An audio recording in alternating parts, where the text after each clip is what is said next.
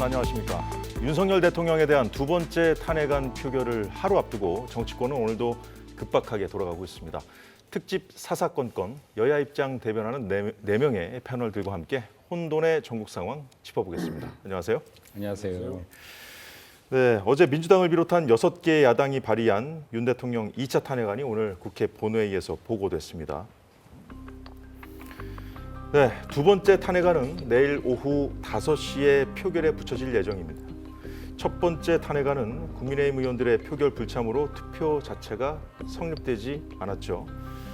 내일 있을 두 번째 탄핵안 표결에서는 국민의힘 의원들이 얼마나 표결에 참여를 할지, 또 여당 내에서 이탈표가 얼마나 나올지 여기에 관심이 모아지고 있는데요.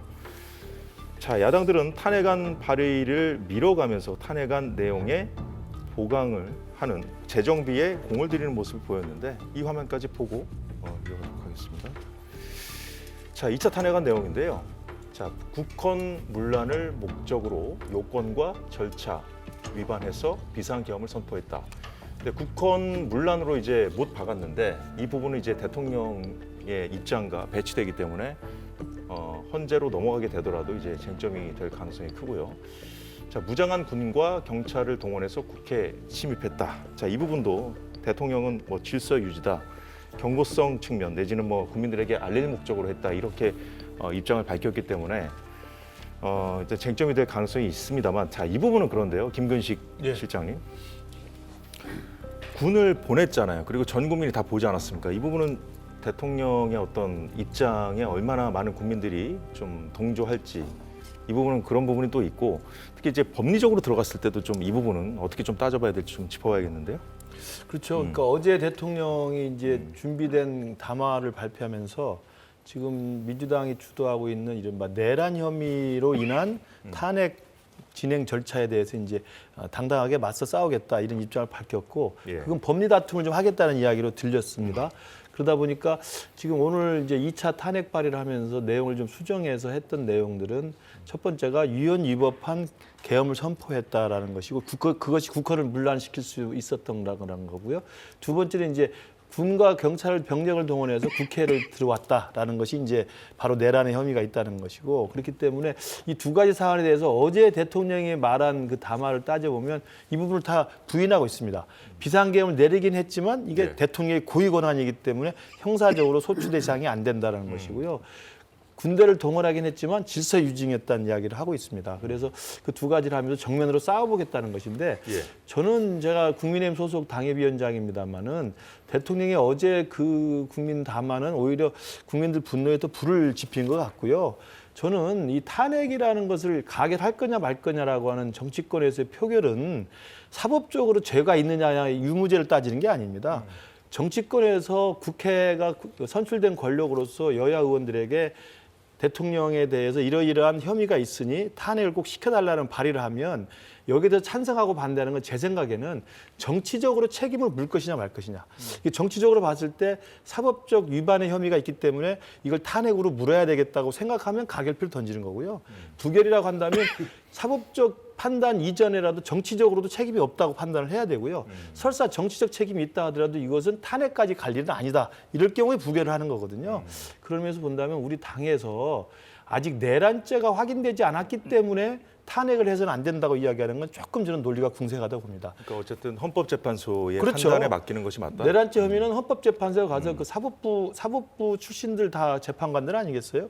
그분들이 결정하면 되는 것이고, 다만 정치인으로서 12월 3일 날 비상계엄 선포와 그 이후에 진행된 계엄의 과정이 정치인 국회의원으로 봤을 때 대통령의 직무를 더 이상 수행해서는 안 된다고 하는 정치적 판단을 내리면 가결표를 던지는 것이고요. 그렇지 않다, 경미한 사건이었다라고 하면 부결표를 던지면 된다고 생각합니다. 그런 자기 자신의 역할에 충실하면 된다고 생각합니다. 네, 전직 대통령들에 대한 탄핵이 이제 가결된 적이 있었잖아요. 그때와는 또 그때 탄핵과는 좀 다르지 않습니까? 내란죄의 어떤 대한 그 주장까지 담아서 지금 추진하는 게 탄핵이기 때문에, 하여튼 그래서 이제 여권에서는 지금 김근식 전 실장 말씀 들었습니다만, 대통령에게 내란죄를 적용할지 말지 그 부분까지 넣어서 하는 것이기 때문에 좀 부족한 면이 있지 않냐, 이 탄핵 요건 자체가, 이런 주장이 나오거든요. 방금 김 교수님도 말씀하셨지만 이 요건과 절차에 맞지 않는다 우선. 대통령은 어제도 담화에서 여러 가지로 강변을 했는데 왜 비상계엄을 할 수밖에 없느냐. 정상적인 국정 운영이 불가능할 정도로 마약 천국, 조폭 천국, 또 범죄 천국 이것을 야당이 조장을 했으므로 반국가 세력이고 반국가 세력을 척결하기 위해서는 비상계엄을 낼 수밖에 없다. 뭐 이런 식으로 강변을 했는데 과연 어느 국민들이 소위 전시나 또는 소요 사태를 막지 못하는 그런 상황까지로 과연 국내 상황이 됐느냐 그런 예. 문제에서 동의하는 국민들 아마 아무도 없을 겁니다. 그것을 야당은 야당대로 헌법이나 법에 따라서 할 수 있는 역할을 하는 거죠. 물론 과하다고 느낄 수는 있지만 과하다고 해서 군을 투입해가지고 국회 헌법기관은 국회를 마비시키려 한다. 그리고 온 국민들이 생중계되는 그 군의 투입 과정이나 또 본회의장으로 향하는 특전사 군인들 그 목적이 뚜렷했고 또 그 과정에서 대통령이 직접 군 이동 사항을 점검했고 그 특전사령관이나 수방사령관에게 직접 전화했다는 건 아닙니까? 또 경찰청장에게는 계엄 3시간 전에 불러서 체포 명단까지도 대통령이 직접 A4 용지에 건네줬다. 자, 이런 모든 것들을 다 봤을 때는 대통령이 그 절차와 요건에도 맞지 않았을 뿐만 아니고 그 목적 자체도 도저히 그 수긍할 수 없는 그런 것으로 했다라고 어제 담화에서 했거든요. 그래서 본인의 탄핵의 정당성만 어제 더 증명하는 담화였을 뿐이다. 한 가지만 말씀드리면은 국무회의도 한덕수 총리가 어제 본회의장에 와서 제대로 국무회의를 열지 않았다는 식으로 이야기했습니다. 그러면 계엄운영을 내리려면 국무회의 심의가 있어야 되는데 그 절차도 밟지 않았다는 거죠. 그것도 절차적 요건에 맞지 않았다 하는 것도 탄핵소추의 내용의 중요한 내용이 될 것입니다. 절차적 요건을 제대로 지켰는지 좀 따져볼 필요가 있다 이런 말씀을 좀 이해를 하겠습니다. 자, 윤 대통령 2차 탄핵안 화면 다시 한번 띄워주시겠습니까? 예. 자, 김진욱 대변인. 일단 첫 줄에 요건과 절차를 위반했다. 이 부분에 대해서는 여권에서도 할 말이 별로 없는 상황입니다. 할 수 있는 말이 별로 없는 상황이고, 다만 이제 폭동을 일으켰다 내지는 윗줄에 이제 국헌 문란 목적이다. 이 부분은 대통령도 지금 강변한 부분이 있고 여당 내 또 입장이 있습니다. 폭동부터 먼저 말씀드려볼까요? 폭동이라고 하면 우리가 이제 일반적으로 상식적으로 생각하는 거는 어떤 물리력이 크게 동원되고 소요 사태가 일어났을 때 이런 걸 생각하시는데 이 광의의 의미에서의 폭동, 지금 여기에서 얘기한 내란죄에서 얘기하는 폭동은 이 우리 국민의 일상의 평온을 깬 행위, 이 모든 것은 다 폭동입니다. 그런데 우리가 뭐 보셨습니다만 군인들이 완전히 무장을 하고 그 사람들이 국회에 난입을 해서 또 유리창을 깨고 뛰어 들어가서 뭔가 지금 나와 있는 그 내용으로 보면 대통령으로부터 직접 국회의원들이 있는 본회의장의 문을 부수고 들어가서라도 그 의원들을 끌어내라. 그리고 또 체포조가 운영돼서 그 체포조들이 이 정치인들을 체포해서 뭐 수방사의 B1 벙커까지 걸로 수감하려고 했던 이런 모든 계획들이 조직적으로 체계적으로 준비가 되고 있었다 하는 부분이 있다면 이런 부분들에 대해서는 당연히 폭동의 그 범주에 들어갈 수 있다라고 보여지고 국헌 문란은 다른 게 아닙니다.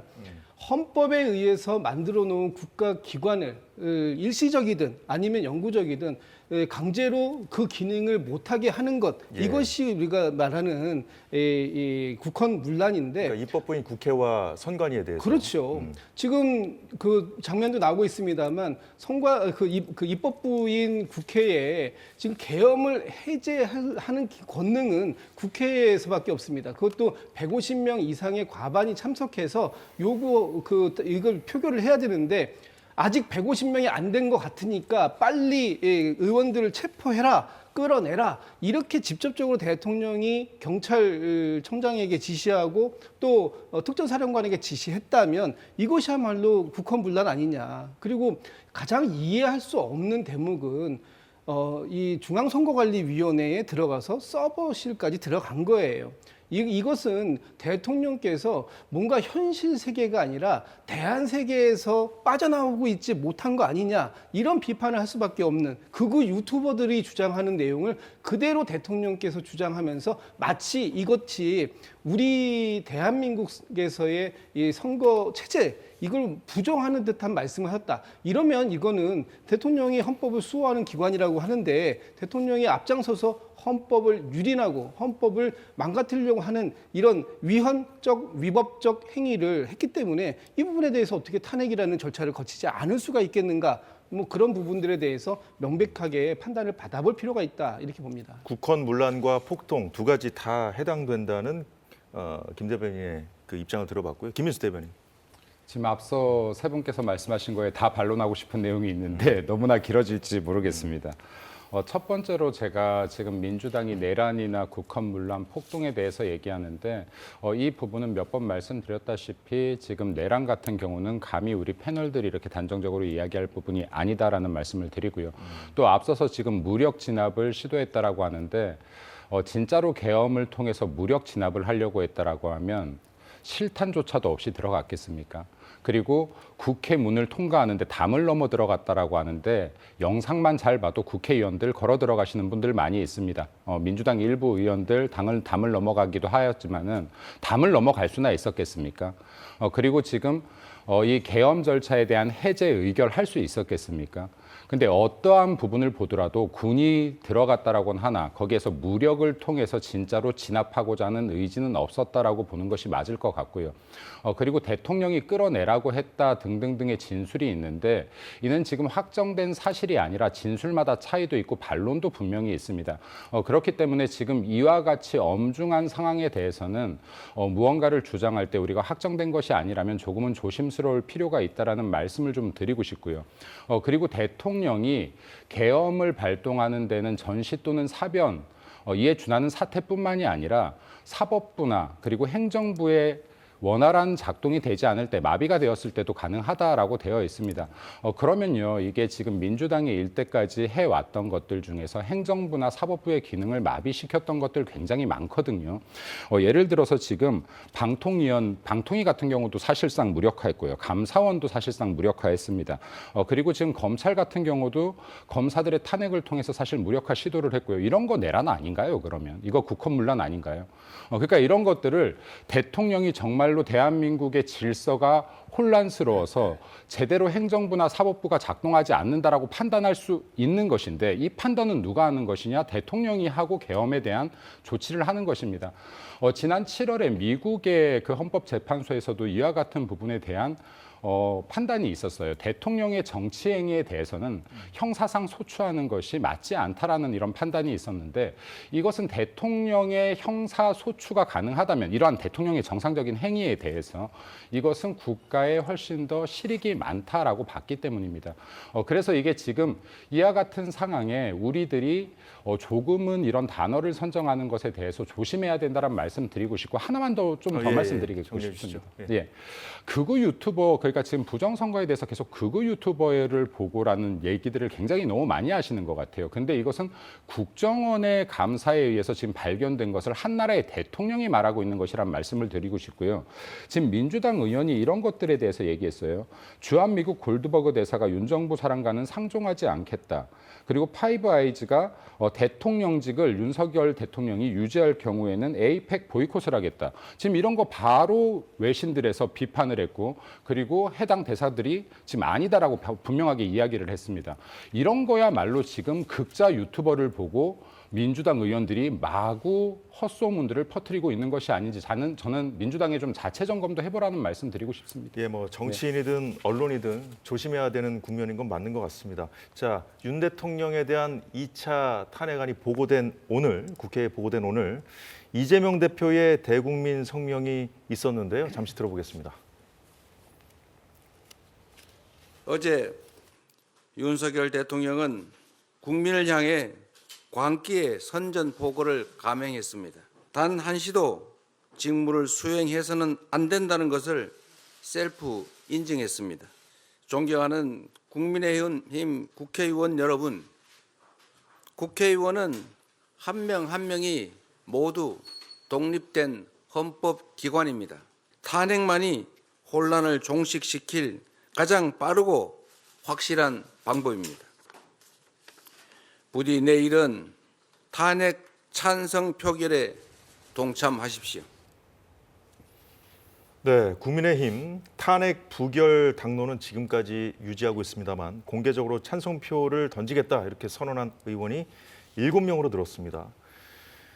공개 탄핵 찬성 의사를 밝힌 김상욱 의원의 경우에는 국회 본청 앞에서 1인 시위까지 지금 벌이고 있는 상황이고요. 역시 탄핵 찬성 의사를 밝힌 조경태 의원의 경우에는 김 의원을 격려하는 모습이 언론의 카메라에 포착되기도 했습니다.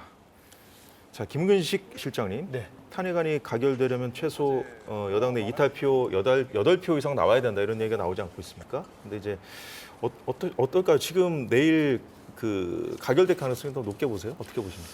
저는 뭐 냉정하게 판단을 해본다면 가결될 가능성이 높다고 봅니다. 일단 공개적으로 찬성 의사를 표시한 분이 7분이고요. 예. 그다음에 표결에 참석하겠다는 분도 계속 속속 이야기가 됐었고 고민 중인 분들도 많이 알고 있고요. 네.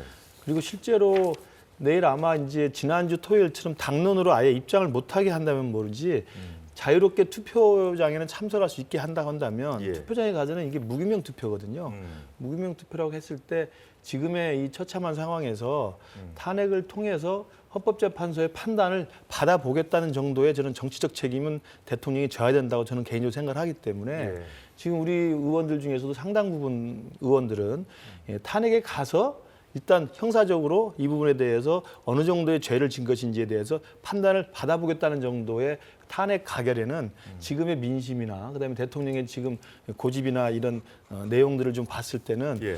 상당 부분 좀 나올 거라고 생각이 들고요. 이미 이제 이 부분에 대해 전조 현상을 좀 알 수 있는 게 예. 어제 있었던 특검법에도 표가 좀 나온 게 있었고 그 전에서도 이제 그 내란 상설 특검법 표결 결과도 나오지 않았습니까? 대개 보면 한 20표 정도, 20표 내외 정도로는 지금의 우리 국민의힘 소속 의원들 중에서 좀 이탈표가 있는 것으로 일단 확인이 됩니다. 김 여사 특검법도 이탈표가 그렇습니다. 있었죠. 그러니까 어제 화면에 그제 있었던 이건 다 기명 투표거든요. 어제 있었던 기명 투표에 기권이나 찬성의 표를 던진 사람이 확인이 되고 있는 게 한 20표 내외가 되기 때문에 물론 저분들이 뭐 탄핵 표결에 다 가결할 거라고 생각할 수는 없겠습니다만 예. 어찌됐든 간에 저는 그 최소 필수 숫자인 8표 이상은 나올 거로 예상이 되고 저 개인적으로는 저도 국민의힘 소속입니다만 예. 지금 이 상황에서 우리 국민의힘이 저 대통령을 끌어안고 대통령을 지키기 위해서 탄핵을 반대하는 결과가 나왔을 때는 계엄 옹호 정당으로 낙인 찍히는 이 민심의 쓰나미에서 살 수가 없습니다. 저는 그렇기 때문에 지금이라도 우리 당은 모르겠습니다. 지금 뭐 현역 의원들은 다른 생각을 하신 분도 계시겠지만 우리 당이 이 다음 선거에 우리가 국민들에게 표라도 하나 받기 위해서라면 단호하게 신속하게 우리 대통령의 잘못에 대해서는 정치적으로 올바른 선택을 해주는 것이 우리 당의 차후에 살 수 있는 저는 유일한 길이라고 생각합니다. 민주당이 오늘 본회의에서 윤 대통령이 뭐 2차 계엄을 시도했다는 증거 자료를 뭐 제공하겠다 예고를 했는데 뭐 했는지 모르겠습니다. 저희가 더 체크를 해봐야 되는데 자 이런 분위기 속에서 지금 들리는 소식에 의하면 국민의힘 소속 자치단체장들도 탄핵 찬성으로 입장을 선회한 사람들이 나오고 있고요. 어떻게 보십니까 내일? 방금 김 교수님도 뭐 예상을 했습니다만 만약에 내일 탄핵이 또 부결이 된다 하면 정말 국민의힘은 내란 옹호당을 넘어서서 아마 국민들로부터 해체 요구도 직면할 수밖에 없는 그런 상황으로 몰리지 않겠냐. 사실 지난주에 탄핵 반대 속에서 투표 불승리 때문에 국민의힘이 한 주 사이에 받았던 국민들에 대한 비난이랄까 또 여러 가지 지적이나 또 민심들이 국회 앞에서도 연일 평일에도 불구하고 많은 시민들이 모이고 특히 국민의힘 의원들 당사 앞에서도 전국에서 많은 시민들이 항의를 하고 있는데 과연 내일까지도 반대를 한다가는 국민의힘의 미래는 더욱더 어둡고 국민들로부터 더욱더 멀어질 수밖에 없다. 그런 차원에서 지금 현재 7분이 공개적으로 탄핵에 찬성한다 해서 이제 한 분밖에 안 남았습니다. 그것은 뭐 이미 표명만 안 했지 실제 내일 탄핵에 찬성에 이르는 국회의원들이 국민의힘 의원들이 한 20여 명은 넘어갈 것이다 하는 그런 분석들이 많습니다. 저는 뭐 그렇게 되리라 보고요. 많으면 많을수록 탄핵 찬성이 많으면 많을수록 국민의힘은 그래도 정치적으로 국민들로부터의 앞으로 제기할 여지는 있는데 만약에 아슬아슬하게 한다, 통과시킨다 하면은 그것도 더 큰 정치적 책임에 자유로울 수 없을 것이다 보고요.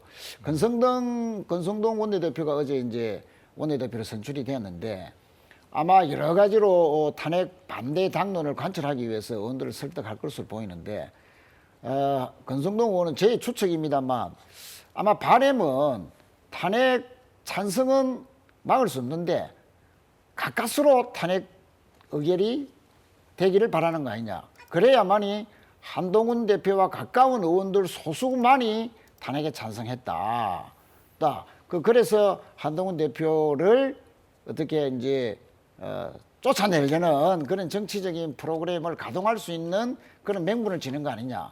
탄핵 찬성하는 국힘의 의원이 많으면 많을수록 권성동 의원의 탄핵 반대 그 지도력에 이제 그 큰 흠이 생기기 때문에 그것도 바라지 않을 뿐만 아니고 탄핵이 만약에 아슬아슬하게 되면 한동훈 대표의 책임론을 씌워서 지도부를 사퇴시키고 그래서 한동훈 대표 체제를 와해시키고 그래서 비상위원회로 전환해서 친윤지도 체제로 구축하려는 그런 생각도 혹시나 하지 않겠나. 만약에 그런 것이 있다면 권성동 원내대표는 국힘 전체를 위해서라도 탄핵 찬성 쪽으로 마음을 비우는 것이 옳다. 저는 그렇게 추가로 지적하고 싶습니다. 이제 표결이 내일이니까요. 이제 오늘도 계속 뭐 의총을 하고 뭐 그렇게 수렴을 할 거 아닙니까? 그 여당의 당론이 어떤 식으로 좀 모아질지 좀 지켜봐야겠습니다만 지금 여당 내에서는요. 어제 한동훈 대표가 시동을 걸었던 대통령 제명 그리고 이 출당 문제 이것 때문에 지금 당내 개파 갈등이 더 좀 악화되는 상황이거든요. 어떻게 보세요, 김진욱 대표님? 그래서 어제 뭐 밤늦게 심야에 윤리위를 소집을 했는데 사실 결론은 못 냈습니다. 근데 뭐 이게 하루아침에 결론이 날 건 아닌 것 같고 또 당내에서 워낙에 많은 그 비판이 나오고 있는 중인 것 같아요. 한동훈 대표에게 관련 윤리위 소집 권한은 있냐부터 이런 식으로 대통령을 출당시키고 제명시킬 거면 의원총회에 붙여야 된다는 논란까지 백가쟁명식의 얘기가 나오고 있는데 지금 한동훈 대표가 소집하고 있는 윤리위는 뭐 제가 볼 때는 윤리위 규정을 그대로 잘 지키고는 있는 것 같습니다. 다만 그것이 의원총회에 참석했던 친윤계 의원들 어제 권성동 의원이 받았던 70여 표 이상의 그 의원들은 여전히 지금 한동훈 대표하고는 다른 생각을 갖고 있는 것이 아닌가 이렇게 생각되고 한동훈 대표가 이 부분에서 윤리위를 통해서 과연 윤리위 자체도 한동훈 대표의 뜻대로 움직여질 수 있을지 그것도 아직은 좀 확신이 안 서는 그런 단계에 있는 게 아닌가 싶고요.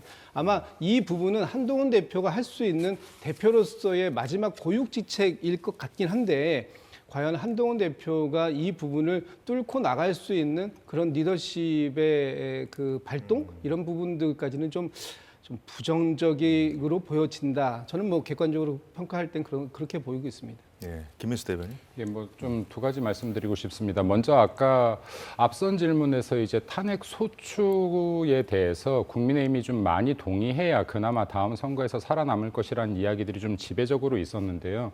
저는 지금 이 현상을 보수의 고질적인 문제, 빠르게 여론에 따라서 꼬리 말고 제대로 싸워보지도 못한 이 문제에 있다라고 생각합니다.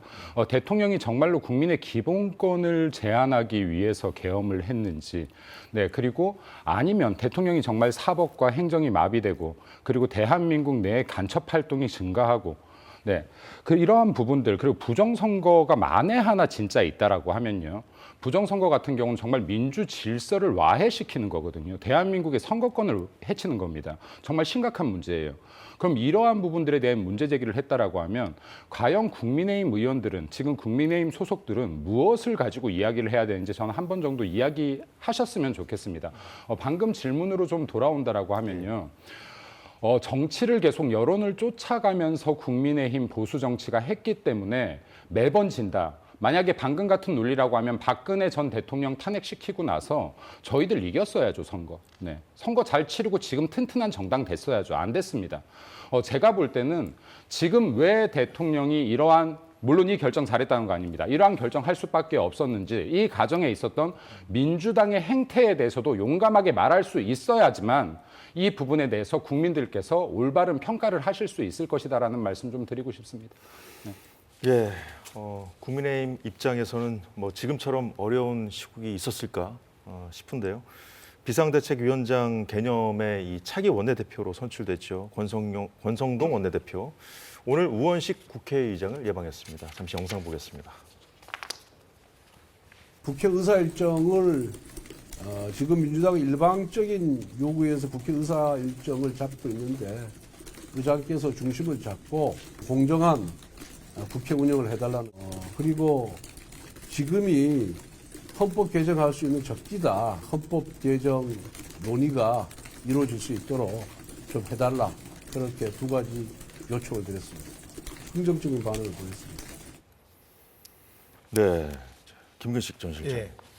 개헌까지 언급을 했네요. 네, 이건 네. 좀 눈에 띄는데요. 글쎄요, 이제 이 개헌 이야기가 오늘 원내대표 선출된 다음에 국회의장 예방한 데서 중요한 화두로 이야기했다는 것은 좀 뜬금없어 보일 건데요.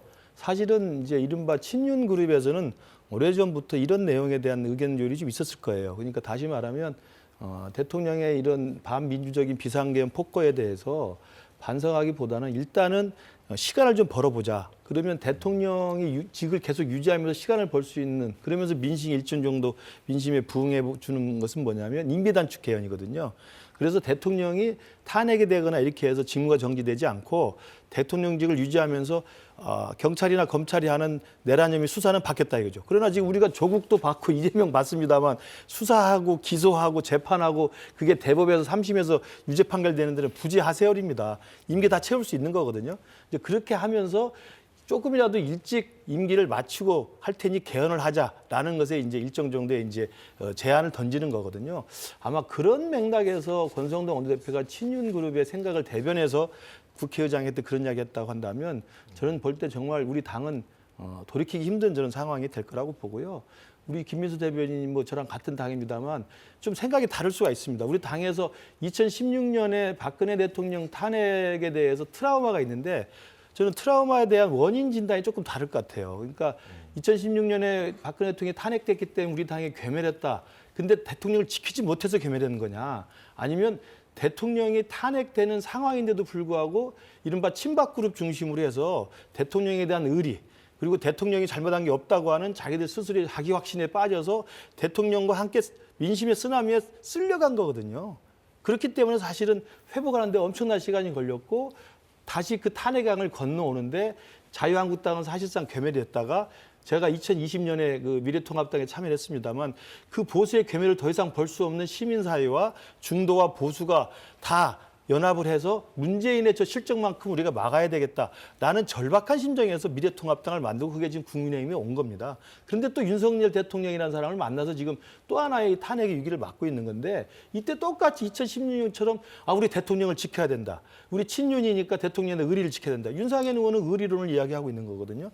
그다음에 탄핵의 트라우마가 이제 우리 당내에서는 탄핵당하면 괴멸된다라는 그런 결과만 맞고 따지는데 제가 그래서 한동훈 대표에게도 계속 제안했던 게 이때 탄핵의 트라우마에 겁먹지 말고 비상계엄이라는 반민족 폭거를 했던 대통령에 대해서 우리 당 스스로 대통령을 끊어내는 과감한 선제적 조치를 함으로써 대통령 지킬 사람은 지키라고 하고 우리 당이라도 살게 해야 된다. 우리 당이 국민들한테 다시 설 수 있는 기반을 마련해야 되는데 또 계속 저 대통령을 딱 따르고 믿고 대통령을 옹호하면서 어제 말한 담화까지 맞는 걸로 생각하고 부정선거 의혹이 있다고 하면 우리 당이 어떻게 되겠습니까? 저는 그런 의미에서 본다면 2016년에 박근혜 대통령의 탄핵 트라우마에 대한 그 근본적인 원인, 왜 괴멸됐는가에 대한 그 성찰을 우리 당이 좀 해야 되는데 조금 더 차이가 있는 것 같아요. 대통령에 대한 출당 조치 이런 것까지 하면 뭐 분당이 될 수도 있다는 그런 얘기까지 나오고 있는 상황 아닙니까? 그러니까 애초에 한동훈 대표가 계엄 사태 있고 나서 그 다음에 바로 가장 먼저 했던 게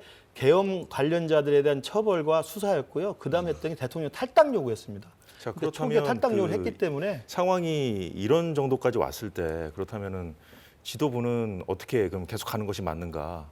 이것도 저는 좀 짚어봐야 될 것 그 같은데요. 뼈를 깎고 살을 베는 정도의 심정이 될 수밖에 없다고 생각합니다. 육참 골단이라고 하는 건데요. 가장 좋은 건 한동훈 대표가 당의 모든 사람들 다 이끌고 단일한 대우로 하나의 당론과 방향을 정해서 가면 제일 좋은 건데 지금 이야기하는 현역 의원들 중심의 이런 당론으로 본다면 탄핵 반대로 가는 거고 대통령 지키러 가는 거거든요. 대통령이 말이 옳았다고 가는 건데 그 길로 갔을 때 그래서 탄핵 반대가 무조건 대통령 지키기다 이렇게 단정하기 어려운 측면도 있지 않습니까? 그러니까 탄핵 반대라는 게 대통령 지키기란 측면도 있고요. 또 하나는 지금 여기서 탄핵에 밀려버리면 우리는 2016년 꼴이 난다는 트라우마예요. 근데 제가 아까 말씀드린 것처럼 2016년에 괴멸됐던 이유는 탄핵을 막아서 괴멸된 것이지 탄핵을 먼저 우리가 주도했다고 한다면 살 길이 있었다고 저는 생각하는 겁니다. 김민수 대변인이 또 손을 드셔가지고 잠깐 듣고 야당 패널들 말씀 듣겠습니다. 탄핵 트라우마를 계속 얘기하시는데 탄핵 트라우마보다 저는 대한민국의 계엄 트라우마가 훨씬 더 강력하게 있다라고 생각합니다. 이번 계엄은 분명히 지금 옛날 군사정부 시절의 계엄과는 확연히 다르다. 어떤 곳에도 폭동이 없었고 어떤 곳에도 대한민국 국민에 대한 기본권 탄압도 없었다. 방송국에 대한 제재도 없었다. 이러한 것들을 팩트 위주로 봐야 된다라고 생각하고요. 그리고 탄핵은 대통령을 지키기 위한 것이 아니라 저는 개인적으로 국민을 지키기 위한 것이라고 봅니다. 탄핵 전국으로 가서 정말로 지금 이재명 대표가 차기 대통령이 된다거나요. 그리고 지금 민주당이 이때까지 180 거대 야당으로서 지금 민주 질서를 굉장히 훼손한 부분 많습니다. 여기에서 다 열거할 수 없을 정도로 많습니다. 그리고 이러한 부분들은 다 묻혀두고 우리 대통령의 사건, 정치 행위인 계엄 하나만의 주안점을 두어서 탄핵해야 된다로 몰고 간다라고 하면 저는 이거야말로 보수 괴멸일 것이다라고 말씀을 드리고 싶고요. 또 하나만 좀 정정하고 싶은 게 있습니다. 만약에 정말 박근혜 탄핵을 주동했던 사람들이 옳았다라고 하면 그래서 국민들이 박수를 쳐줬다라고 하면 저는 당시 바미당이 자유한국당보다 더 성장했어야 된다라고 봅니다. 미래통합당으로 합당할 당시만 해도요. 자유한국당이 제가 당협위원장 되던 2019년도에 지지율 불과 16%였거든요. 30% 후반대까지 올라갔습니다. 미래통합당과 합당하기 전까지요. 네. 그러니까 이러한 부분들도 정확하게 수치에 근거해서 본다라고 하면 어떤 것이 진실에 가까운지 확인할 수 있는 부분이 있을 거라고 생각합니다. 저는 제가 마지막으로 하나만 더 드리고 싶은 말씀은요. 진짜로 국민의힘 보수 정치인들이라면 지금 이 탄핵을 시키는 것이 맞냐 아니냐보다 민주당은 어떠한 행태들을 해왔고 어떠한 반헌법적인 행위들을 해왔는지 명확하게 이러한 부분들도 알리셔야 국민들께서 올바른 판단을 중립적인 판단을 할 수 있다는 말씀 좀 드리고 싶습니다. 자, 이 말씀에 대한 그 야당 패널들 반론을 좀 들어볼게요. 우선 권성동 원내대표가 개헌 주장을 느닷없이 했습니다. 제가 박근혜 대통령 탄핵 당시에 민주당 최고위원으로서 저도 이제 그 기억이 생생한데요. 당시 야당은 거국 중립 내각을 박 대통령 요구를 했는데 그걸 받아들이지 않아서 그러면 저희들은 할 수 없이 이제 광장의 탄핵 요구에 가치관을 결합해서 우리 탄핵 소추하자. 그래서 권성동 의원을 비롯한 당시 새누리당 의원들과 함께 탄핵 이제 소추 결의를 했는데 그 과정에서 막판에 이제 여당 의원들조차도 박근혜 탄핵의 찬성으로 돌았으니까 박 대통령이 갑자기 내세운 것이 개헌 주장이었습니다. 본인의 임기를 더 이제 연장시키고 탄핵 소추만큼은 시간을 벌어서 회피하려는 그런 이제 전술을 쓴 것이죠. 그 당시에 기억이 생생했던 권성동 원내대표께서 탄핵 소추 의결을 하루 앞둔 오늘 개헌을 이렇게 느닷없이 주장한 것은 대통령의 임기를 더욱더 연장하자. 그래서 개헌 논의로 초점을 흐리고 시간을 벌어서 또 다른 뭔가의 정치적 목적을 달성하기 위한 그런 아주 매우 정략적이고 부적절한 발언이다. 그렇게 생각하고요. 우선 탄핵 소추부터 해놓고 정말로 개헌을 한다면 지금 이번에 개헌과 같은 사태를 방지하기 위한 대통령의 과도한 개헌 권한 또 이것을 개헌 국회가 해제를 했는데 그 해제할 수 있는 요건을 좀 더 완화시켜서 국회의 그 개헌 요구 자체를 부당한 개헌을 막을 수 있는 권한을 강화한다든지 이런 부분에 대한 그 개헌이라든지 또 뭐 권력 구조 개편이나 여러 가지 부분들은 해야죠. 하는데 탄핵 소추부터 해놓고 여당이 진정성 있게 개헌에 나서야 된다. 그리고 지금 국회의장 산하에는 헌법 개정을 위한 자문회의가 있습니다. 거기 지금 여당이 불참하고 있거든요. 그래서 탄핵 소추가 된 다음에는 다음 대선이 좀 빨라질 수밖에 없지 않습니까? 그러면 내년 5월 6월 달 전에 할 수 있는 개헌을 그러면은 국민 동의하에서 여야 합의로 하려면은 그거는 제대로 된 논의, 의장과 함께 논의를 하면 된다. 그렇게 생각합니다. 내일 탄핵 소추안 표결 시간을 오후 5시에서 1시간 앞당겼다는 소식이 들어와 있습니다. 자, 김진욱 대변인, 이제 윤 대통령이 계엄을 왜 했는가 이제 설명한 이유 중에 하나이기도 하죠. 아까 김민수 대변인이 얘기를 했기 때문에 이 부분에 대한 반론을 좀 들어봐야 될 것 같은데, 사실 그 개헌은 말씀을 해주셨고, 자, 입법부와 행정부 간에 강한 충돌이 있지 않았습니까? 그래서 이제 그 부분에 대해서 그 민주당이 이제까지 해왔던 그런 어떤 입법부 독주 이 부분에 대해서 좀 짚어봐야 된다는 김민수 대변인의 말씀 어떻게 들으셨어요? 저는 민주당이 그 대통령께서 느끼실 때 좀 과하다. 이럴 수는 있을지 몰라도 입법 폭주했다 또는 예산 폭주했다 이런 말씀에 동의하기가 참 어렵습니다. 우리나라는 3권이 분리되어 있고요. 대통령은 대통령의 권한을 합법적으로 사용하신다 이렇게 지금 얘기를 하고 거기에서 인사권이나 이번에도 썼던 비상계엄권이나 아니면 국군 통수권 이런 거 쓰고 있죠. 외교권 쓰고 계시죠. 그 부분에 대해서 민주당이 이번 비상계엄을 제외하고 한 번이라도 문제를 지적은 할 수 있었습니다만 쓰지 말라고 한 적이 있습니까? 우리 민주당은 입법부로서 가질 수 있는 행정부에 대한 견제 권한이 탄핵이라는 것밖에 없습니다. 그것이 헌법상에서 보장된 권한입니다. 그 권한에 대해서 남용했다 또는 예산에 대해서도 남용했다라고 하는데 미국의 그 예를 하나만 들어볼게요. 미국 의회가 예산안을 승인하지 않은 게 최근 50년간 21번입니다. 그러면 어떻게 되느냐? 그 연방 정부가 셧다운이라는 게 되죠. 가장 지금 트럼프 대통령이 2기 체제를 맞는데 트럼프 대통령의 2018년도, 2019년도도 35일 동안이나 셧다운이 있었습니다. 그렇다고 해가지고 트럼프 대통령이 계엄을 선포합니까? 이런 식으로 그 야당에 대해서 야당과 협치하고 야당에 대해서 정치적인 협상이나 정치적인 해법을 찾으려고 노력하지 않고 비상계엄권을 쓰는 정부가 어디 있습니까? 이제까지 우리나라에서 이런 비상계엄권을 쓴 정부가 민주화 이후에 단 한 번이라도 있었습니까? 대화하려고 하는 노력 없이 이런 식으로 하는 것은 민주주의에 대한 반민주적 폭거다 이렇게 저희가 얘기할 수밖에 없다는 말씀 하나 드리고 하나만 더 짧게만 말씀드릴게요. 대통령께서 2시간짜리 계엄이 어딨냐 이렇게 말씀하십니다. 대통령께서 2시간이라고 계엄을 설정했습니까? 그거 대통령께서 그 국회에서 해제권이 있다는 거 아시고 국회의원들 다 체포하고 국회의원들이 그 해제 권한을 쓰지 못하도록 막아낼 때 그걸 막은 사람들은 맨손으로 그 앞에서 군인들과 마주 섰던 이 국민들이고요. 그리고 월담에서라도 그 안에 들어가 가지고 이 계엄 해제를 시키겠다고 노력했던 190여 분, 이 190여 분 안에는 국민의 의원 18분도 포함되어 있습니다. 그분들의 노력을 갖다가 이렇게 폄훼하는 식의 발언은 저는 매우 부적절하다 이렇게 말씀드립니다. 예, 이런 가운데 윤석열 대통령은 직무를 이어가고 있습니다. 자, 국방부 장관 자리가 좀 공석이지 않습니까? 자, 지난 5일날 김용현 전 장관이죠 이제 면직을 제거했고 김 전 장관 후임에 최병혁 주 사우디 대사를 지명했고요. 이후 최 지명자가 후보직을 고사하자 삼성 장군 출신의 국민의힘 한기호 의원을 지명하려고 했던 것으로 보도되고 있습니다.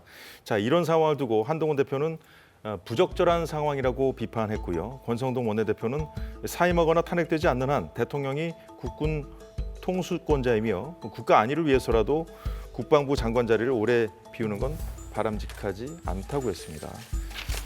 자, 국무회의 안건 42건 제거했다는 소식도 어제 있었고요. 국회에 보니까 대법관 임명 동의안도 제출한 것으로 좀 확인이 됐거든요. 예, 그러니까 지금 대통령은 정상적인 지금 그 국정에 적극적인 의사 표시를 하고 행위를 하고 있습니다. 그러니까 우선 지난주 토요일 날 국민 앞에 나와서 2분짜리 담화를 했잖아요. 사과하는 이야기를 했고 그리고 당의 모든 걸 일임하겠다 이야기를 했고 그걸 한동훈 대표는 이선 우태로 받아들이고 탄핵 부결을 해준 겁니다. 그런데 지금 어제 나와서 이야기를 한 다음엔 정면으로 싸우겠다고 이야기를 하고 부정선거를 동의하는 사람들까지 제가 볼 때는 어저께 내전을 선동한 겁니다. 끝까지 싸우자. 나를 믿는 부정선거 괴담을 믿는 사람들 다 모여라.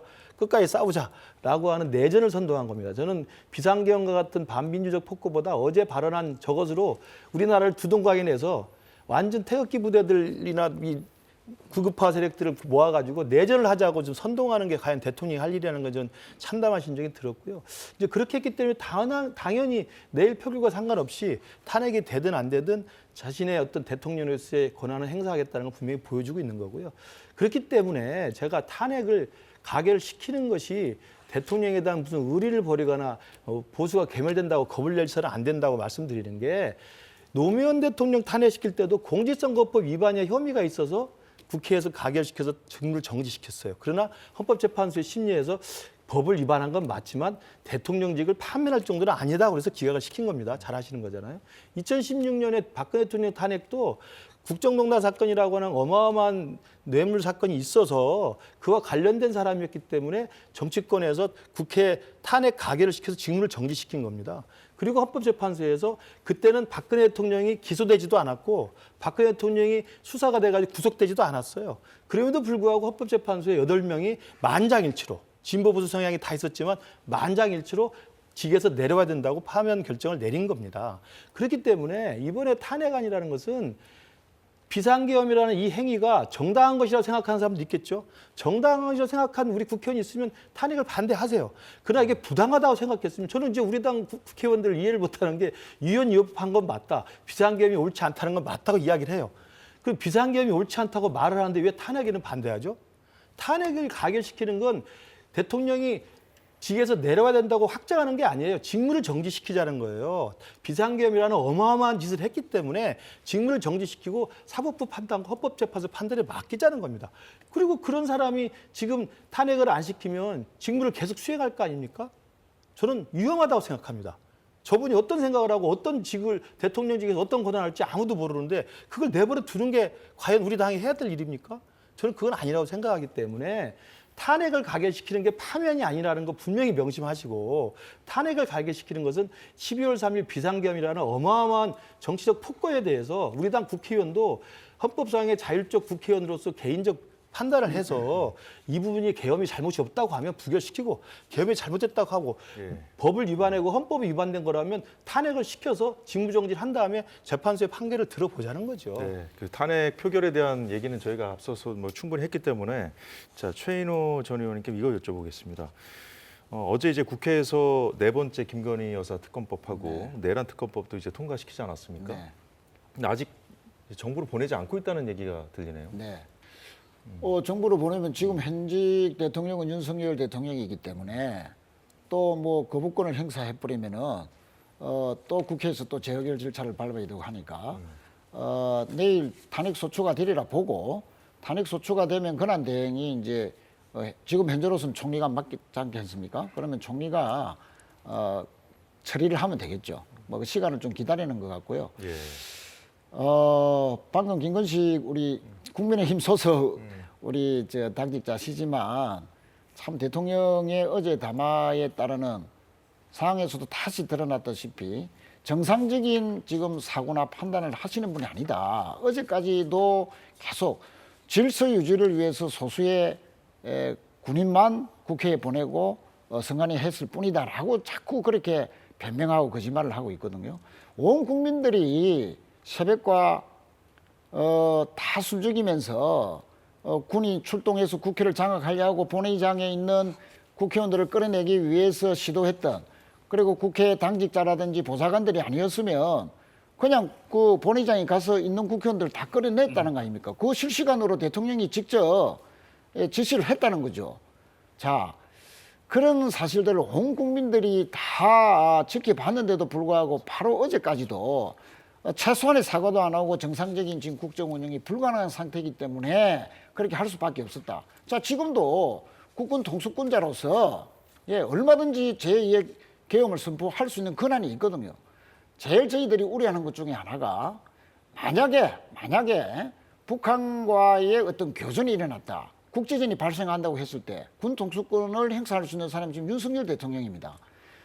저는 판단 능력을 가지고 어떤 유사시에 또 계엄을 또 국제전을 빌미로 해서 내릴 수 있는 충분한 지금 판단을 갖고 있기 때문에 그래서 하루라도 빨리 직무 정지를 시켜야 되고 그 유일한 방법은 내일 탄핵밖에 없다 하는 점을 저희들이 자꾸 강조를 하는 것이죠. 예, 지금부터는 탄핵안 표결 이후 어떤 상황들이 펼쳐질 수 있을까에 대해서 짚어보도록 하겠습니다. 내일 만약에 이제 본회의에서 가결이 되면 헌법재판소로 공이 넘어가게 되죠. 현재 헌법재판관 9명 가운데 6명만 있는 상황입니다. 자, 이 심리에 들어가려면 심리 정족수가 7명인데 지난 10월에 이런 일이 있었어요. 이진숙 방통위원장 가처분 지청에서 재판관 정족수 부족으로 탄핵 심판 정지를 하는 것은 부당하다는 주장을 받아들였습니다. 그래서 6명으로도 심리가 가능한 것 아니냐 이런 얘기가 나오고 있습니다만, 자, 김민수 대변인, 자, 심리는 이제 진행할 수 있다고 쳐요. 그런데 결정, 그러니까 이제 심판 절차까지 들어갈 수 있는가, 좀 다른 얘기 아닐까요? 이게 말들이 많죠. 6명이 심리가 들어간다라고 했었을 때 만약에 한 명만 반대한다라고 해도 탄핵이 기각되기 때문에 이 부분에 대한 부담은 분명히 있겠죠. 또 민주당 그렇죠. 입장에서. 그리고 지금 이제 제가 볼 때는 이것보다도 앞선 부분에 대해서 제가 발언을 못한 부분 좀 발언을 하고 넘어가야지 될 것 같은데 짧게 할 수 있을까요, 이거? 시간이 좀 많이 네. 시간에 좀 제한이 있을까요? 짧게만. 네. 예. 일단은 지금 이게요, 그 성관이 같은 경우도 마치 극우 유튜버처럼 계속 이야기하시는데 이게 분명히 국정원 조사 결과 지금 어떠한 문제가 있었다라는 것이고 또 이재명 대표가 2017년도에 18대 대선 이야기하면서 이거 자동 개표 못 믿겠다. 이거 선거 부정이다. 희대의 선거 부정이라고 얘기했었는데 민주당이 이런 걸 주장하면은 합리적인 주장이고 이게 지금 대통령 그것도 국정원의 조사 근거를 가지고 이야기하는데 이게 극우 유튜브의 주장이 되는지 일단 이 말씀 하나 좀 짚고 넘어가고 싶고요. 그리고 만약에 북한과의 국지전이 발생한다면 이때 제일 먼저 주안시돼야 되는 건 국민의 안정이지 지금 정치적 행위가 아니라는 말씀도 좀 드리고 넘어가고 싶습니다. 네, 그리고 지금 헌재 재판관 6명이 있는데 이 중에서 12월에 아마도 세 분에 대한 뭐 이렇게 그 인사청문회를 통해서 있을 것 같아요. 네. 근데 이게 9명 정족수를 다 채운 상황에서 진행되지 않을 수도 있을 것 같다인데 아까도 계속 이야기가 나오고 있는 것인데 탄핵 소추가 내일 설령 의결된다라고 하더라도 이게 탄핵이 된다라는 것까지 확정 단계가 아니다. 그렇기 때문에 이러한 부분들은 정말 좀 조심히 말하면 좋겠다라는 말씀도 좀 드립니다. 시간이 짧다라고 하시니 짧게 말씀드리겠습니다. 김진우 예. 대변인님. 예, 일단 헌법재판관 임명은 빠르게 진행될 것입니다. 지금 여야에서 3분의 헌법재판관이 이미 추천이 되어 있고요. 지금 그 올라오는 기사들이나 그 일정들을 보면 18일 또는 20일 또는 23, 4일 뭐 이렇게 해가지고 그 3분에 대한 인사청문회를 마무리하고 올해 12월 30일 안에 본회의를 열어서 이분들에 대한 그 추인을 하는 것으로 지금 그렇게 계획을 잡고 있다. 그래서 지금 만약에 이번 주에 이 탄핵안이 통과가 돼서 헌법재판소로 간다고 하더라도 먼저 이 6분의 헌법재판관들이 심리를 진행하고 있고 추후에 임명되는 3분의 헌법재판관들이 합류해서 심리를 추가적으로 진행하면 될 수 있기 때문에 그 부분에 대해서 뭐 걱정하실 필요는 없다. 그리고 9분의 헌법재판관이 모두 참여한 상태에서 7분 이상의 참여 또는 6분 이상의 그 찬성표로 이 탄핵이 인정된다 이런 부분들이 있으니까요. 이 헌법재판소의 심리에 대해서는 뭐 굳이 그렇게 걱정하실 필요는 없습니다. 지금 걱정해야 할 것은 국민의힘에서 이 국민의 눈높이를 과연 얼마나 어떻게 맞추고 가고 있는가. 계속해서 지금 김문수 대변인께서 중앙선거관리위원회에 우리 선거 절차에나 이런 부분들을 문제 삼으시는데 그 부분에 대해서도 충분히 오늘 선관위에서도 또 입장 표명을 하고 있지 않습니까? 그렇기 때문에 이 부분에 대해서 쓸데없는 이 국론을 분열시키려고 하는 이런 식의 대화보다는 앞으로 국정을 어떻게 안정시키고 탄핵 이후의 국면을 어떻게 가져갈 것인가 하는 부분에 있어서 이번 대통령을 책임 있게 보좌 하지 못한 책임도 느끼시지 못하는 분들한테 참 제가 이런 말씀 드리긴 좀 죄송합니다만 이번 국정 안정에 대해서도 함께 고민하는 그런 좀 자세를 좀 보여주십사. 그것이 국민들이 지금 요구하는 바고 국민들에 대한 기본적인 예의는 아닐까 저는 그렇게 생각합니다. 네. 네. 좀 한 이따가 15초만. 예. 네. 일단요, 이게 부정선거와 관계된 것들은 진상규명이 정말로 간단한 거예요. 진상규명에서 30초 정말 만. 의혹이 없다라고 하면 여당 입장이 더 약해질 겁니다. 그러니까 민주당에서 이걸 반대할 이유가 전혀 없는데 왜 반대하느냐. 그리고 지금 선관위는 왜 서버 교체를 하려고 하느냐. 20억이나 들여서 이 말씀 좀 드리고 싶고요. 그리고 지금 국방부 장관, 대통령 분명히 아직까지 권한이 있습니다. 국방부 장관의 임명에 대해서 태클을 걸고 있는데 그럼 헌법재판소의 재판관들은 누가 임명해야 됩니까? 이거 대통령 대행해야 됩니까? 아니면 만약에 내일 부결된다라고 하면 이거 어떡합니까? 공석으로 놔둬야 됩니까? 이거 다시 한번 반문하고 싶습니다. 예, 네. 알겠습니다. 탄핵 소추안이 이제 가결될 경우에 대비해서 윤석열 대통령이 적극적으로 그런 상황에 대응할 거라는 보도들도 지금 나오고 있거든요. 자, 어제 담화 내용 잠시 일부 들어보겠습니다.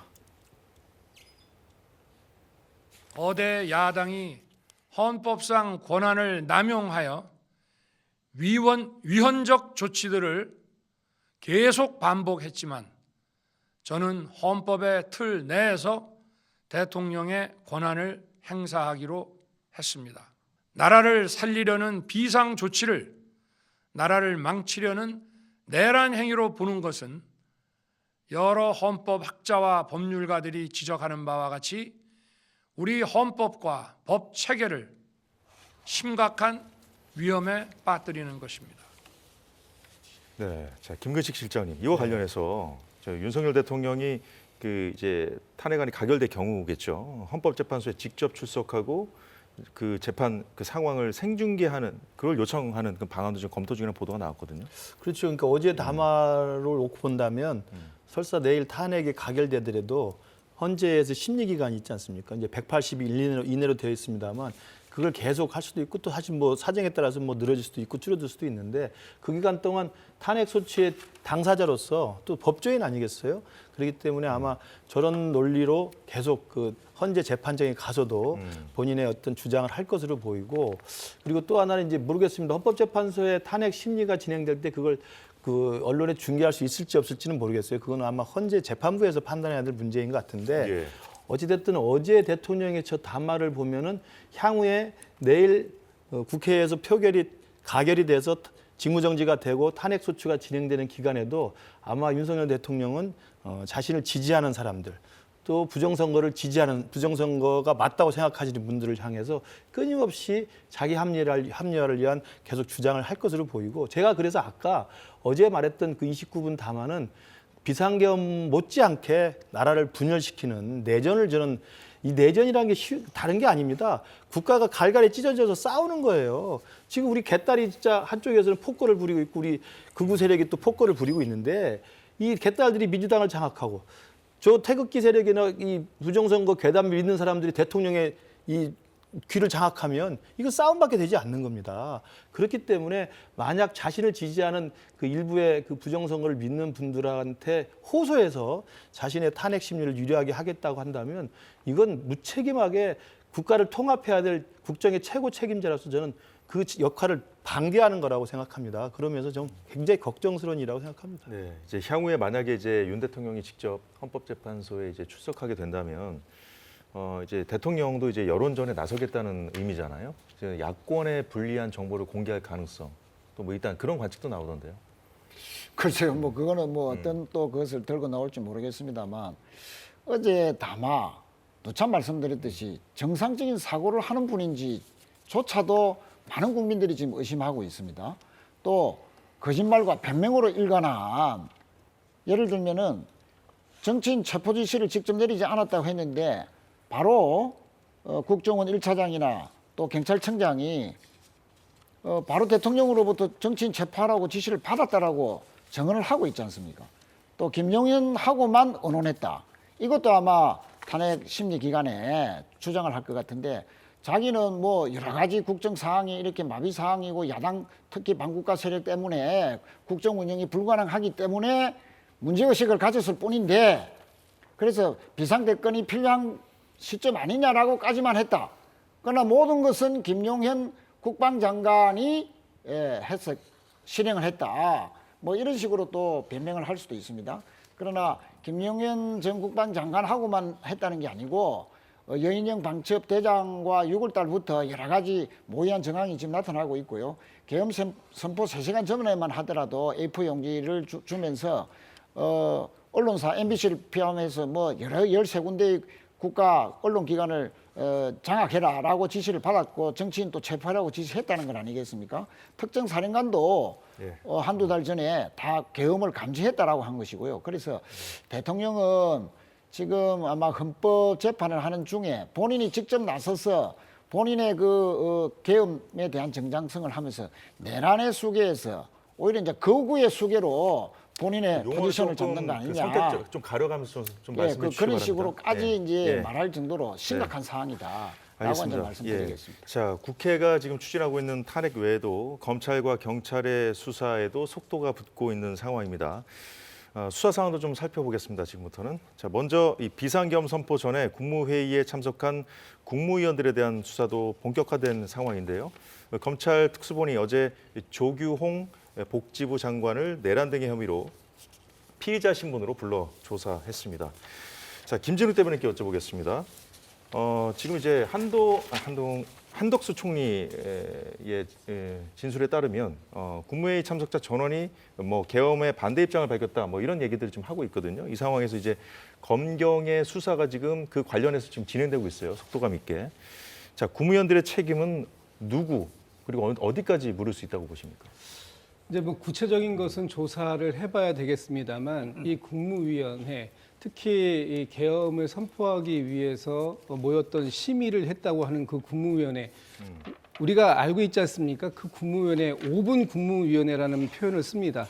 5분 그중에서 대통령께서 2, 3분 만에 나가셨다라고 증언하는 것이 송미령 장관의 증언입니다. 그 안에서 대통령께서 나는 왜 계엄을 해야 되겠어라는 말씀만 하시고 다른 뭐 그 참석자들이 어떤 뭐 반대 표시를 했다 뭐 했다 하는데 실제 대통령이 계신 자리에서 했는지 또는 대통령께서 말씀하고 이석하시는 다음에 거기에 안에 있는 분들끼리 사후 약방문식으로 얘기를 하셨는지 사실 그 잘 모르겠다라는 말씀이 있고요. 두 번째는 절차적인 부분에 대해서 완전히 위법하다라는 부분입니다. 어제 한덕수 총리께서도 저기 대정부 질문에 나와서 답변을 하셨습니다만 지금 모든 국가의 행사 되는 것은 문서로 해야 됩니다. 그리고 이것이 헌법 82조에 정해져 있습니다. 대통령께서 계엄을 선포하려고 해서 국무위원회를 열었으면 거기에 참석한 국무총리 그리고 관계 국무위원은 부서를 해야 됩니다. 그 부서 아무도 한 사람이 없습니다. 이거 자체가 절차적으로 위법이에요. 위헌적인 거예요. 지금 이런 상황 속에서 대통령이 가셔서 내려가셔서 계엄을 선포했다는 거 아닙니까? 그렇다면 그 자리에 계셨던 국무위원들은 한덕수 총리를 비롯해서 나머지 국무위원들은 뒤에서 이거 위험한데 이거 하면 안 되는데 이렇게 얘기할 것이 아니라 대통령의 바짓가랑이를 붙잡아서라도 대통령이 담화문을 발표하러 가시지 못하게 말렸어야 됐다. 그런 정치적 책임까지를 다 가지고 있는 사람들이다라는 말씀 드리고 싶고 법적 책임 부분에 대해서는 이제 지금 수사가 진행 중이니까요. 구체적인 수사 진행되는 상황에 따라서 달라질 수 있다. 사람마다 달라질 수 있다. 이런 말씀 드리겠습니다. 김민수 대변인. 이 부분에 대해서는 저도 대통령을 비판했습니다. 왜냐면요, 제가 계엄이라는 행위 자체에 대해서 찬성하는 거 아닙니다. 이 부분은 대한민국이 분명히 트라우마를 갖고 있기 때문에 훨씬 더 조심했어야 됐다. 만약에 국무위원조차 설득하지 못했다라고 하면 다른 방법을 찾았어야 된다라고 전 다른 방송에서 얘기했었습니다. 예. 그럼에도 불구하고요. 지금 진보 패널들이나 민주당은 지금 일방적으로 대통령을 위헌이나 위법으로 몰아갈 수 있습니다. 그럼에도 불구하고 보수 정치는 국민의힘의 소속원들은 대통령이 왜 이런 지경에까지 다다를 수밖에 없었는지를 먼저 헤아려야 되는 것이고 이에 대해서 민주당의 이때까지 행태가 어떠했는지를 먼저 설명하는 것이 맞다. 이것이 정치이지 이러한 여론이 약간만 악화될 때마다 꼬리부터 말고 무조건 우리가 잘못했습니다. 대통령이 잘못했습니다. 대통령 머리치기나 꼬리 자르기부터 들어간다라고 하면 보수 정치에 희망이 진짜로 없다. 그리고 여기에 보수가 위기에 처할 때마다요. 중도 확장, 외연 확장 외치면서 외부로부터 사람을 들여왔는데 외연 확장 됐습니까? 중도 확장 됐습니까? 진짜로 보수 정신을 단 한 번이라도 지키기 위해서 노력 한번 해보시라는 말씀 좀 드리고 싶습니다. 내일 탄핵 소추까지 아직 시간 남았는데요. 여기에 권성동 원내대표를 중심으로 해서 이탈자들 설득해 주시기 바랍니다. 네, 경찰 국가수사본부 특별수사단이 오늘 조지호 청장의 비화폰을 확보해서 포렌식 절차에 착수했다는 소식도 있었고요. 이 같은 속도감 있게 전개되고 있는 검찰과 경찰의 이 모든 수사는 결국은 윤석열 대통령을 겨냥하고 있는 것인데요. 경찰 국가수사본부 특별수사단이 오늘 이런 발표도 했습니다. 윤석열 대통령에 대한 체포영장 신청 등을 검토하고 있다. 자, 이런 내용인데요. 자, 이 내용은 이제 최인호 전 의원께 먼저 여쭤보겠습니다. 자, 앞으로 그러면 이제 이 탄핵이 만약에 가결되면 헌재 심리 또 심판도 받아야 되는 상황이고요. 그렇습니다. 그리고 이제 그 검경의 수사를 통해서 이제 기소될 가능성, 재판까지 이어질 가능성이 있는데 이 두 개가 동시에 진행되는 것이 법적으로 문제는 없는 것인지. 네, 다 뭐 헌법학자들이나 법조계에서는 가능하다. 현재는 헌법 위반에 대한 중대성과 어떤 부분이 헌법 위반인지, 절차와 요건을 갖추었는지, 또 심대하게 헌법을 침해했는지 그에 대해서 집중적인 심리를 하는 것이고, 행사적으로 보면 내란죄는 이제 검찰이나 경찰이 이제 수사를 하게 되는 것이죠. 그것은 충분히 뭐 양립이 가능하다 하는 말씀을 드리고요. 박근혜 대통령 탄핵 때도 또 동시에 헌재는 헌재대로 심리를 하고 헌법 위반에 대해서 심리를 하고 또 여러 가지 부정부패라든지 또 국정농단에 대해서는 또 검경이 특검이 또 수사를 했지 않습니까? 우리는 그 사례를 다 봤기 때문에 충분히 가능하다라고 생각이 들고요. 특히 이제 압수수색을 대통령도 체포영장을 또 청구할 수 있다 하는 식으로 나오는데, 지금 김용현 전 국방부 장관은 검찰이 신병을 확보하고 있지 않습니까? 네. 그런데 검찰은 검찰대로 또 수사 속도를 내려 하겠지만, 그러나 내란죄와 관련해서는 사실 법적으로 보면 경찰이 할 수 있는 권한이 있다라고 다 이제 법적으로 해석을 하는데, 단 이제 검찰이 이번에 김용현 전 국방장관의 구속영장 청구를 이제 받아들이게 됨으로써 그 연장선상에서 내란죄도 검찰도 할 수 있다, 막 이런 식으로 되고 있지만, 나중에 명백한 증거 능력이 검찰이 제시했을 때 맞느냐라는 또 시비거리는 아직도 있다라고 논란이 좀 되고 있는 가운데에, 경찰은 그러면 김용현 전 국방부 장관은 대통령의 지시를 받아서 했을 가능성이 매우 높다고 보기 때문에 오히려 수사 경쟁적 차원에서 대통령의 신병을 확보해서 내란죄의 속도를 더 검찰보다 더 내겠다는 의도가 아니냐, 그렇게 생각이 들고요. 예, 정리하시죠. 예. 자, 탄핵안이 국회에서 가결돼서 대통령이 이제 직무가 정지된다고 하더라도 직이 유지되지 않습니까? 네. 이 상황에서 만약에 이제 검경이 이제 청구한 영장, 체포영장 같은 것이 발부가 됐다. 그러면 어떻게 되는 겁니까? 뭐 워낙 지금 우리 대한민국에 헌정사상 초유의 일들이 너무 많아가지고요. 그러니까 실제로 내일 가결이 되면 직무정지가 됩니다. 그럼 권한대행은 그 한덕수 총리가 되고 수사는 수사대로 진행이 됩니다. 그러면 지금 아까 그 질문하신 것 중에 하나 좀 드리고 싶은 말씀이, 헌재의 탄핵 심리가 진행되는 과정에서 이 윤석열 대통령은 내란 혐의를 받고 있기 때문에 또 검찰과 경찰의 수사와 기소도 될 가능성이 있어요. 이 두 가지가 된 경우를 같이 맞닥뜨리는 첫 번째 사례가 또 되는 거예요. 그러면 제가 알기로 헌법재판소 51조인가에 그게 있답니다. 이 탄핵 심판의 대상자가 탄핵 심판 말고 동일한 혐의로 형사재판을 받고 있으면 헌법재판소 재판부에 이 형사재판이 판결이 날 때까지 심판을 보류해 주세요라고 요청할 수 있다는 거예요. 그 지금 확실히 그게 됐던 사례가 손중성 검사가 그렇게 하고 있습니다. 예. 손중성 검사가 고발 사주로 재판을 받고 있잖아요. 2심에서는 무죄가 나왔지만. 그렇기 때문에 손중성 검사를 민주당이 탄핵을 했잖아요. 탄핵이 됐어요. 그러니까 헌재에서 탄핵 심리를 하는데 손준성 검사가 이 탄핵된 사유와 똑같은 혐의로 내가 재판을 받고 있기 때문에 헌재 심리는 이 재판 이후에 밀어주세요 해서 헌재가 그걸 받아들여서 재판을 미뤘습니다. 그런 상황으로 본다면 아마 대통령실에서도 이 사례를 적용해서 아마도 탄핵이 내일 가결된다 하더라도 헌재 심리가 진행될 때 시간을 계속 끌 수 있는 또 하나의 장치가 있다고 생각을 할 수 있다고 봅니다. 그러니까 그 법에 따르면 아니 지금 경찰이나 검찰이 또 수사해서 나를 내란 혐의로 수사하고 기소를 하고 재판이 진행 중인데 헌재에서는 밀어달라고 할 수 있는데 저는 그것도 정치적으로 봐야 된다고 생각을 합니다. 그렇게 될 경우에는 만약에 내란 혐의로 구속이 되거나 기소가 돼서 재판을 해서 그러면 대법의 유죄 확정 판결까지 가려면 몇 년이 걸릴지 어떻게 알겠습니까? 그 상황에서 그럼 헌재가 탄핵이 가결돼가지고 직무가 정지된 대통령의 직무를 계속 할지 말지를 파면 여부를 결정하지 않고 계속 끌어준다면 그 임기는 다 끝나는 거죠. 그러니까 저는 그런 상황에 그런 헌법재판소의 그 법조항을 대통령 측에서 요청을 해서 할 수는 있지만 헌재 재판부에서는 알아서 판단할 거라고 보고요. 예. 이 혼란스러운 국정, 이 어수선한 이 혼란스러운 나라의 이 분열상을 확실하게 끝내기 위해서는 헌재가 하루빨리 신속하게 판단을 해주는 것이 중요하다고 생각합니다. 자, 이거 뭐 앞서 나간 얘기일 수 있는데요. 이게 만약에 이제 워낙 위중한 상황이니까 여러 가지 경우를 잘 봐야 될 것 같습니다. 뭐냐면 이렇게 검경이 앞다퉈서 이제 수사를 이렇게 하고 있는 이런 상황에서 나중에 혹시라도 이제 헌법재판소에서 탄핵이 기각이 된다면 어떻게 되는 겁니까? 탄핵이 기각이 되면 대통령으로서의 모든 권한을 다시 행사할 기각 수 있게 가능성이 되는 없다고 거죠. 볼 수 없잖아요. 저는 기각 가능성이 굉장히 높다라고 봅니다. 왜냐하면 지금 대통령 같은 경우도 지금 여기 불소추 특권을 가지고 있지 않습니까? 그렇기 때문에 지금 민주당이 계속 내란으로 엮으려고 하는 거예요. 내란이어야지 소추가 가능하기 때문입니다.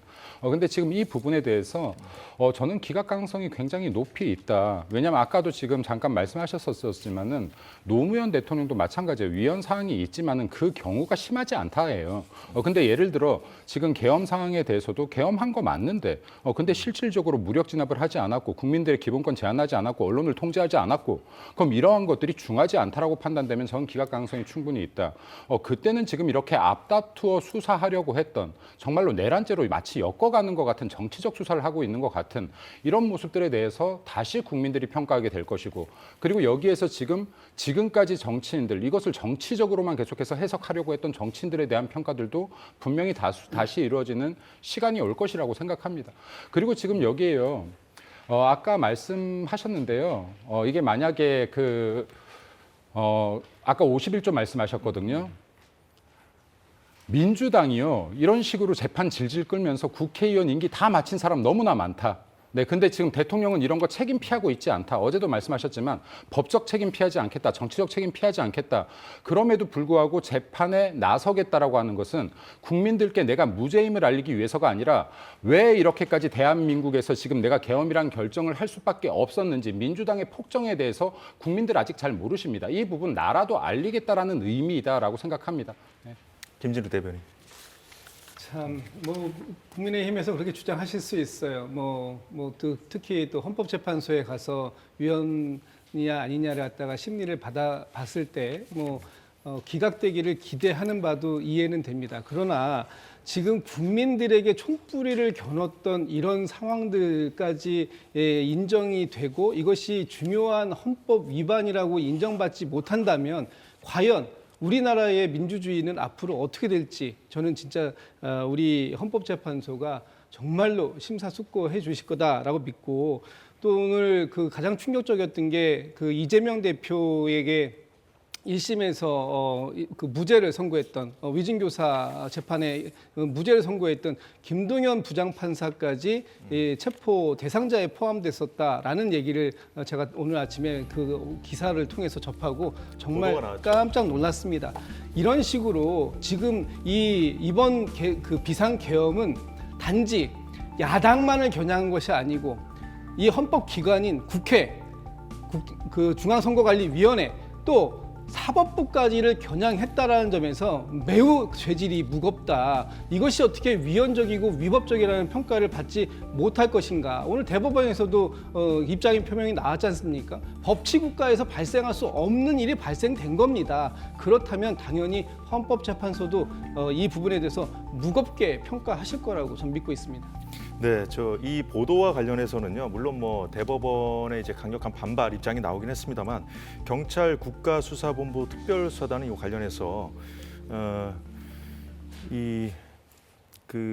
조사 과정에서 이제 확보한 진술을 통해서 확보한 조서에는 이 보도에 나온 진술은 없었다 이런 내용도 발표가 됐기 때문에 이건 좀 우리가 뭐가 맞다, 틀리다 이렇게 지금 예단할 수 있는 상황은 아니다 이런 말씀 좀 드리겠고요. 자, 이 관련해서 지금 이제 비상계엄 체포명단 이른바 언론에서 보도되고 있는데 좀 짚어보도록 하겠습니다. 자, 먼저 정치권 인사. 정치권 인사들은 이미 많이 알려져 있죠. 알려져 있기 때문에 전혀 새롭게 보이진 않은데 지금 이제 사법부하고 중앙선관위 관련 인사들도 있거든요. 화면 넘겨주시죠. 예. 네. 김민석 최고위원도 포함돼 있나 보죠. 정청래 의원도 포함돼 있고 법사위 위원장입니다. 김명수 전 대법원장, 그리고 여기 권순일 전 대법관, 조혜주 전 중앙선관위 상임위원, 그 정치인들뿐만 아니라 이미 뭐 알려져 있었죠. 첫날부터 한동훈 대표, 뭐 여야 대표부터 해서 국회의장까지. 근데 보면 이제 사법부, 중앙선관위 관련 인사들 좀 포함되어 있거든요. 여기 이제 화면에 나오지 않고 있습니다만은 양정철 전 민주연구원장도 포함되어 있고요. 물론 지금 언론에 보도되고 있는 내용들이 이게 다 뭐 우리가 사실이라고도 단정하기도 어렵고, 워낙 지금 우리 이제 그 뉴스의 홍보에 지금 물결에 지금 있다 보니까 참 저희도 이제 보도해 드릴 때 참 좀 신중하게 하려고 노력을 하고 있습니다만, 자 이거 이 명단까지 지금 이렇게 공개가 되고 있는 상황이기 때문에 좀 이걸 어떻게 봐야 될 것인지. 저는 저게 정치인 체포조가 이제 가동이 됐다는 건 사실관계로 좀 확인이 되고 있잖아요. 그리고 거기에 만약에 대통령이 국회에 경고를 하려고 그랬고 야당의 폭정을 알리려고 했다고 한다면 한동훈 대표가 들어가면 안 되죠. 국회의원도 아니고. 그죠? 그리고 또 사법부에 관련된 전 대법관이나 전 중앙선거관리위원장이 들어가면 안 되는 겁니다. 김어준 씨는 또 왜 들어갑니까? 그러니까 저는 이 계엄이라고 하는 것을 작동시키고 가동했던 대통령의 생각 속에는 제가 볼 때 영화를 너무 많이 본 거예요. 순식간에 군대를 동원해서 마음에 안 드는 놈 싹 잡아서 비원 벙커에다 넣어야 된다는 생각을 했지 않고서야 어떻게 저게 명단에 일관성이 있는 거죠? 우원식 국회의장, 이재명, 조국, 박찬대는 그렇다고 쳐요. 김민석까지는. 왜냐하면 국회에서 해제 결의를 못하도록 봉쇄를 하고 싶었으니까 표결권을 가진 사람을 미리 체포하겠다는 생각 정도를 과거 전두환 장군의 12.12 쿠데타를 보니까 생각이 났겠죠. 그 정도는 할 수 있겠지만 왜 한동훈 대표가 들어가고 권순일 대법관이 들어가고 전 중앙선관위원장이 들어갑니까? 김어준이 왜 들어갑니까? 그리고 아까 뭐 김동연 판사 들어갔는지 그건 확인이 안 된다고 합니다만 그게 뭐냐면 비상계엄이라는 대통령의 고유 권한의 가장 무서운 권한을 사적 감정으로 썼다는 반증이 될 수 있는 겁니다. 저는 그런 면에서 굉장히 위험했던 상황이라고 생각이 들고요. 두 번째로는 헌재에 가가지고 이게 뭐 시간을 끌 수도 있고 또 기각이 될 수 있다는 가능성도 아까 이야기를 하셨는데 그것과 이 수사는 투 트랙입니다. 그러니까 헌재는 헌재 트랙으로 가는 거고요. 수사는 수사 트랙으로 가는 겁니다. 그러니까 이미 경찰과 검찰이 내란 혐의로 수사를 하고 있고 이미 김용현 국방장관이나 오늘 조지호나 서울청장, 김부시청장에 대한 영장 사유에는 내란 주요 임무 종사 혐의로 돼 있습니다. 내란 주요 임무 종사 혐의로 일단 판사한테 영장을 청구해서 판사가 발부를 해준 겁니다. 그러면 내란 주요 종사 임무이면 그 위에는 누가 있을까요? 그러니까 저는 수사와 기소는 또 한쪽으로 될 겁니다. 그러니까 헌재는 헌재대로 가고 헌재는 대통령직을 파면할 거냐 말 거냐 문제고 이 수사와 기소는 내란 혐의가 분명히 있다고 한다면 그게 합당한 처벌을 받게 돼 있는 게 또 하나 트랙으로 같이 가는 거죠. 알겠습니다. 시간이 딱 3분 남았기 때문에 야당 패널 의원, 야당 패널 한 분 말씀 듣고 그다음에 이제 김윤수 대변인 말씀 듣겠습니다. 뭐 우리 김근식 교수님과 입장이 오늘은 상당히 같은 입장이 많아서 뭐 제가 한두 가지만 말씀을 드리면 권순일 대법관 또 17년부터 20년까지는 선거관리위원장을 지내신 분이죠. 그렇죠. 선관위에 계엄령을 내리고 5분 만에 중앙선관위를 장악하고 또 그 관련 서버를 탈취하려 했다. 이것은 대통령이 극단적으로 자꾸 그거 유튜버들이 이야기하는 부정선거, 개표 조작. 이번 그 22대 총선의 결과도 개표 조작이라든지 부정선거 때문에 생긴 것이다라고 이제 인식하는 그 아주 망상적인 그런 인식을 보여줬는데 권순일 그 선관위원장도 체포 명단에 한 것은 뭔가 이분들을 체포해서 진술을 받아내서 조금이라도 뭔가 있다면 부정선거에 뭐 어떤 게 있었다면 바로 이제 국회를 해산하고 재선거를 실시하지 않았는가. 그런 측면에서 대통령의 이런 선관위에 대한 탈취기도 또 여러 가지 서브를 장악하려 했다는 거. 그리고 이런 주요 법관들 선관위원장까지도 하려고 했던 것은 이 선거 자체를 부정하는 지금의 정치 질서를 완전히 부정하는 그런 것이기 때문에 반헌법적이고 반위법적인 것이다는 것을 여실히 보여준다 이렇게 생각합니다. 예, 김진욱 대변인. 짧게 말씀드리겠습니다. 이제 윤석열 대통령은 확증 편향에서 좀 깨어나야 될 때다라는 말씀 하나 드리고 국민의힘 의원님들께서 내일 투표에 참여하실 때 양심이 그 지시하는 대로 또 국민이 지시하는 대로 그런 투표를 꼭 좀 참여해서 해주시길 부탁드리겠습니다. 다 하셨습니까? 네. 예, 김민수 대변인. 네.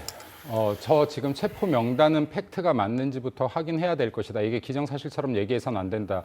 저게 지금 한동훈 대표라든지 김어준 씨까지 포함되어 있는 것만 봐도 지금 굉장히 신뢰도가 떨어지고 김어준 씨 같은 경우는 대통령이 한동훈 대표를 사살하라는 명령까지 했다라는 발언까지 했는데 이런 거야말로 극자 유튜버의 대표적인 사례다라는 말씀을 드리고요. 그리고 지금 박범계 의원 휴정 시간 내에 각종군 특전사령관 접촉했습니다. 김병주 의원 수방사 찾아서 이진우 수방사령관 접촉했습니다. 그리고 11일 날 민주당 계엄사태 제보센터 만들어서 지금 사실인지 아닌지 확인되지 않는 제보들 받고 있습니다. 재판으로 넘어갔으면 법의 판단에 자신 있다면 법의 판단 기다려라. 절대 국민들 선전선동하지 말라는 말씀 마지막으로 드리고 싶습니다. 네. 예, 내부 말씀 잘 들었습니다. 지금 이 시간에도 관련 소식이 끊임없이 나오고 있는데요. 자, 이어지는 뉴스 시간에 계속 전해드리기로 하고요. 사사건 건은 여기서 마치겠습니다. 자, 장시간 같이 해주신 패널 여러분들 수고 많으셨고요. 시청해주신 여러분 고맙습니다.